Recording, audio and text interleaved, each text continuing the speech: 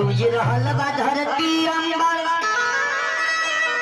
बोला त लग जाए कार ए मैया दुलरी। तेरी जयकार बोल दी, प्रेम से बोलिए सच्चे दरबार की, बीना वाली मैया की। ए मैया दुलरी खोली दा अरे बजरा के बार। प्रेम से बोलिए वीर बजरंग बली की।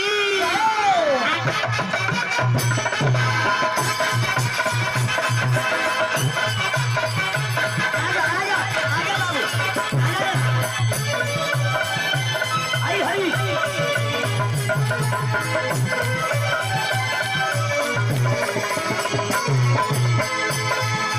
गूंज रहल बा धरती अंबर बोला त लुट जाए कार मैया दुलरी।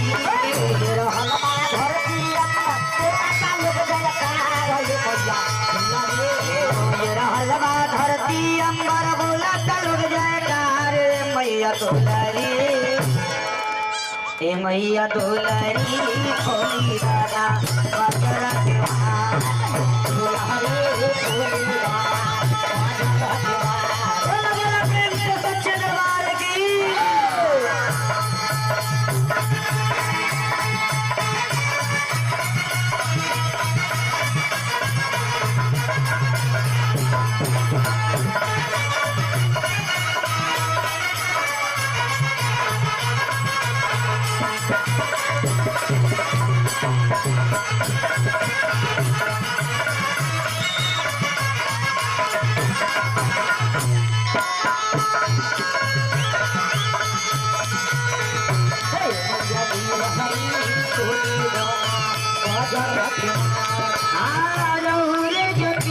होला जगहिया हो जगहिया हो जगहिया हो तरतन खातिर तबे कर सगहार हो करता जोहार हो करता जोहार हो।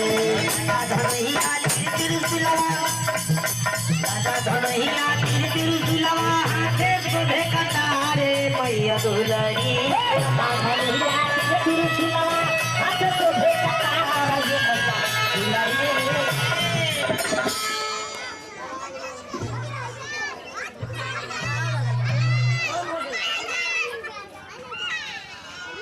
प्रिंस बोली सच्चे दरबार की।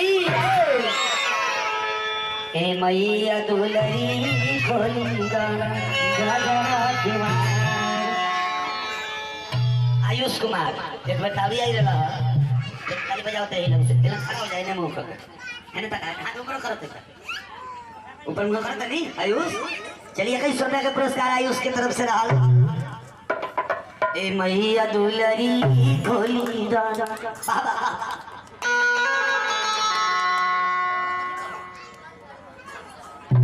पूछो कौन राजेश महतो जी की तरफ से छोट पुरस्कार ना होला। पुरस्कार कोनो छोट ना होला, 10 रुपया होके चाहे 10,000 होके। ये भगवान के दरबार में नाम आ जाए करा के बड़ी शुभ समझे के चाहिए। वाह वाह क्या